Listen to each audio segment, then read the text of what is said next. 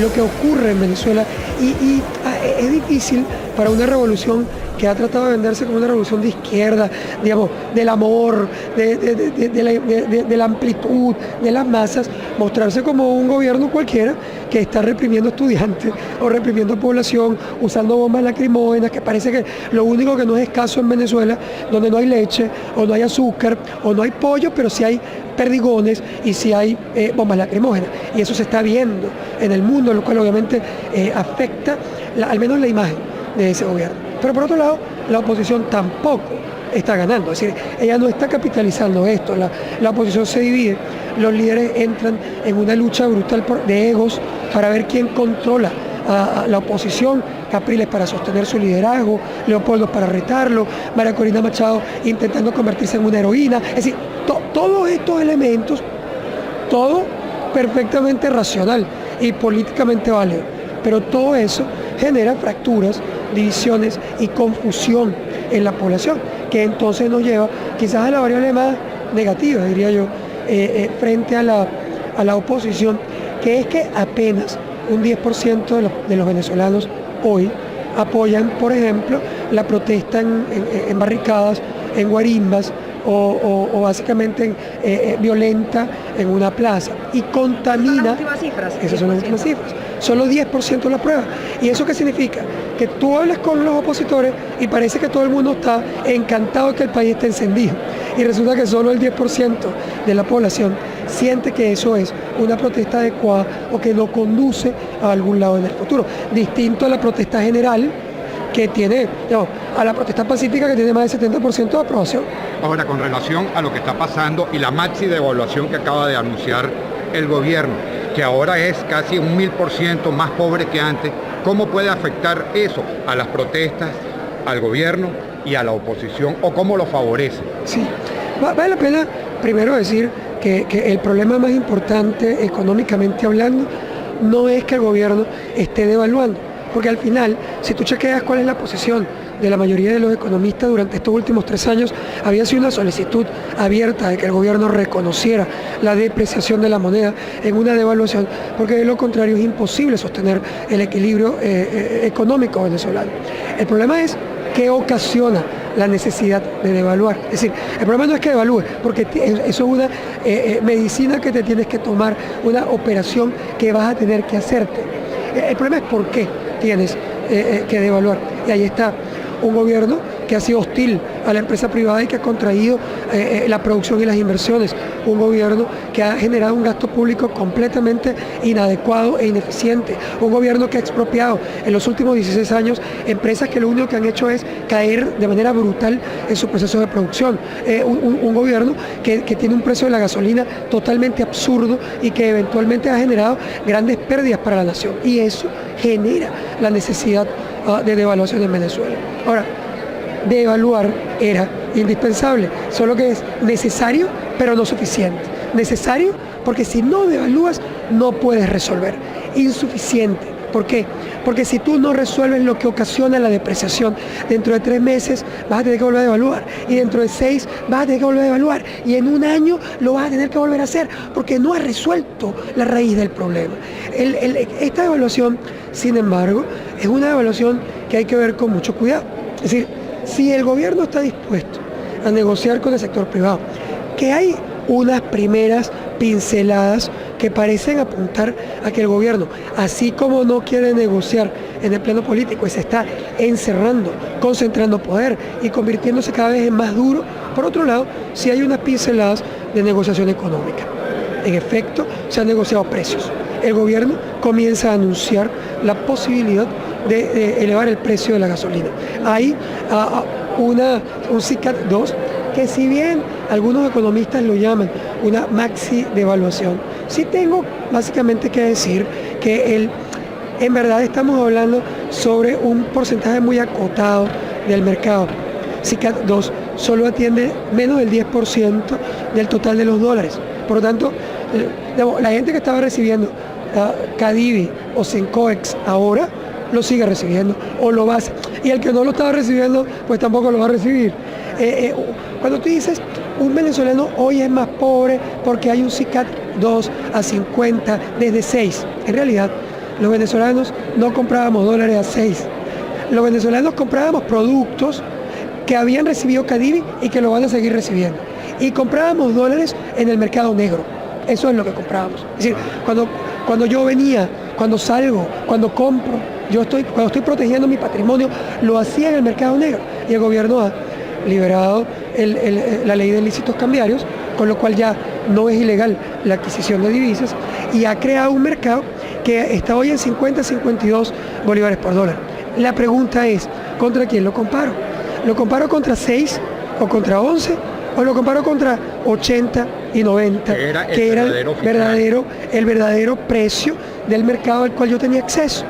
La pregunta es muy importante, ¿por qué? Porque en realidad, si el mercado de SICAD 2 se queda circunscrito solo a lo que antes estaba en el negro, no tenemos una gran devaluación, tenemos más bien una revaluación del tipo de cambio en ese mercado. El tema es que ese mercado no luce muy eficiente, la oferta no ha sido muy amplia, y si el gobierno no amplifica su oferta de divisas en SICAD 2 y no garantiza que todas las personas que requieren dólares puedan comprarlo en ese mercado, el mercado negro, como está ocurriendo ayer y antier, retoman su senda de crecimiento, se vuelven a ubicar en niveles muy elevados, y ese seguirá siendo el precio referencial de operaciones en Venezuela, y SICAD 2 será un fracaso. Es decir, si tú no ofreces cantidades suficientes para que el mercado se sienta atendido, la probabilidad de éxito es nula. Salidas prontas, vistas desde el punto de vista de la situación que hay en este momento, tomando en cuenta las cartas que está manejando tanto gobierno como oposición. No hay salidas prontas de ningún tipo, ni políticas ni económicas. La crisis venezolana es una crisis muy profunda y muy compleja. La situación económica es terriblemente negativa, e incluso si el gobierno y el sector privado llegaran a acuerdos hoy y se tomaran decisiones modernas, que hay algunas cositas de oxigenación, pero no son todavía medidas ni suficientes ni profundas, pero si se tomaran, de todas maneras los próximos 3 o 6 meses van a ser muy malos en términos de abastecimiento y de inflación en Venezuela. Y en términos políticos, la verdad es que tampoco hay salida fácil. Esa salida generando guarimba, barricadas o protestas en la calle tiene muchos problemas. La primera es que no está articulada, que no tiene un plan concreto, que no tiene un líder que la capitalice y la canalice. Y segundo, si fuera exitosa, y esto es la pregunta más que una afirmación, si la desestabilización en el país fuera exitosa, ¿quién sustituye al presidente Maduro? Si tú dices que tu protesta es constitucional, aplicando el decreto, el artículo 350 en contra de un gobierno que tú calificas como dictatorial, la Constitución plantea que el sustituto de Maduro sería Diosdado Cabello. ¿Estás dispuesto? Entonces, si no, entonces no estaría actuando en el plano constitucional. Y si no actúa en el plano constitucional, entonces sería un golpe de Estado. Es decir, es un tema muy complejo, no tan simple como parece dar el estómago de quienes sienten, a veces con razón, que necesita Venezuela un cambio, pero los cambios necesitan tiempo, maduración, liderazgos y sobre todo mucha democracia. ¿Corriente de un gobierno cívico-militar? La verdad es que si eso existiera no sería una buena noticia. Un golpe militar en Venezuela nunca sería, digamos, un avance para el país, sería un retroceso en este momento. Pero según la Constitución, si por ejemplo Nicolás Maduro renuncia, ¿ok?, tendría que tomar el gobierno, el vicepresidente o el presidente del Congreso en su defecto. No tendrían que llamar igualmente a unas elecciones en un periodo corto. ¿Esa no es una posibilidad que se pudiera dar en estos momentos? Sí, si el presidente de la República renunciara, en efecto, el vicepresidente asume sus funciones y a los 3 meses convoca a elecciones en Venezuela. Hay unas diferencias interpretativas en el tema, si es dentro del periodo de 3 meses o a los 3 meses convoca, pero en todo caso sería un periodo relativamente corto. El tema es muy simple. El presidente Maduro ha dicho abiertamente que no va a renunciar. Por lo tanto, esto es un escenario completamente hipotético que exigiría, para que ocurriera, que el sector militar exigiera la renuncia del presidente. Pero si el sector militar exige la renuncia del presidente, que no está planteado en este momento, esto no es un escenario que yo veo ni cerca en este momento de las características que está viviendo el país. El sector militar está soportando al presidente Maduro.